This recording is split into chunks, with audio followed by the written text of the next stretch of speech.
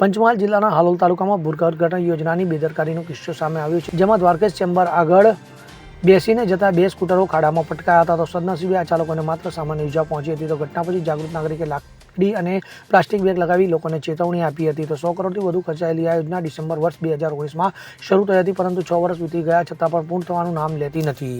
જ્યાં રાજકીય દાવા આ યોજના આશીર્વાદ બનશે તેમ કરવામાં આવ્યા હતા, ત્યાં નગરજનો માટે હવે અભિશાપ સાબિત થઈ રહ્યું છે. તો નગરના અનેક વિસ્તારોમાં ચેમ્બરો ઉભરાઈ જતા ગંદુ પાણી રસ્તા પર ફેલાઈ રહ્યું છે. તો તૂટી ગયેલા ઢાંકણાથી અકસ્માતના ભયમાં વધારો નોંધાયો છે, પરંતુ નગરપાલિકા અને પુરવઠા બોર્ડ તપાસમાં રસ દાખવી રહ્યા નથી, જેના કારણે નાગરિકોમાં ભ્રષ્ટાચારની શંકાઓ ઊભી થઈ રહી છે.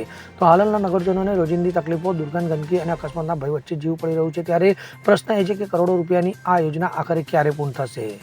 કિરણ ગોયલ સાથે CN24 ન્યૂઝ, હાલોલ. હવે જુઓ દેશ દુનિયાની તમામ ખબરો તમારી આંગળીના ટેરવે. ઉઠાવો મોબાઈલ અને Google Play Store પરથી ડાઉનલોડ કરો અમારી CN24 ન્યૂઝ મોબાઈલ એપ.